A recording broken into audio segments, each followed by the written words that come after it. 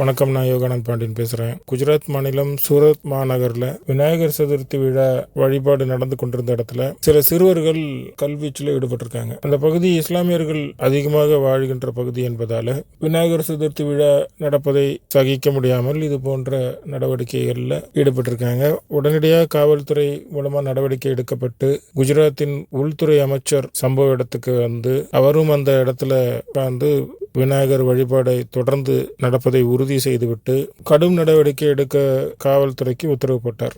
இதனை எதிர்த்து இஸ்லாமியர்கள் சாலை மறியலில் ஈடுபட்டாங்க. உடனடியாக சுமார் 1000 போலீசாரை சம்பவ இடத்துக்கு வரவழைத்து கல்வீச்சில் ஈடுபட்ட நபர்களின் வீட்டு கதவை உடைத்து கொண்டு சென்று கல்வீச்சில் ஈடுபட்டவர்களை கைது செய்திருக்காங்க. ஒவ்வொரு வருஷமும் விநாயகர் சதுர்த்தி வரும்போது இது போன்ற சம்பவங்களை நம்ம கேள்விப்படுறோம். இந்துக்கள் பெரும்பான்மையா வாழக்கூடிய நாட்டில் அவர்களுடைய வழிபாட்டை சகிக்க முடியாத இவர்கள் இது போன்ற நாச வேலைகள்ல ஈடுபடுறாங்களே.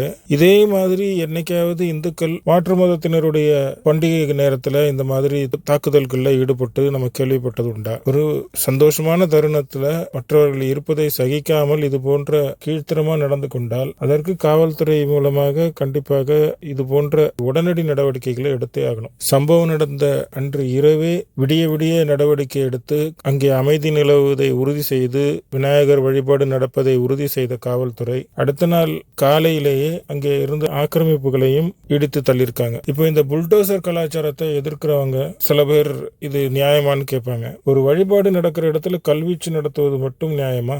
என்கவுண்டர் அப்படிங்கிற விஷயம் தமிழ்நாட்டிலையும் இன்னைக்கும் இருக்கு. அது மட்டும் என்ன சட்டப்படி அங்கீகரிக்கப்பட்ட விஷயமா என்ன? குற்றம் நடக்காமல் தடுக்க வேண்டும். மறுபடியும் அந்த குற்றத்தை செய்ய யோசிக்கும் அளவிற்கு கடுமையான தண்டனை கொடுத்தால் மட்டுமே அமைதி திரும்பும் என்ற சூழ்நிலை இருக்கும்போது இது போன்ற நடவடிக்கைகள் தவிர்க்க முடியாத ஒன்று. நன்றி, வணக்கம்.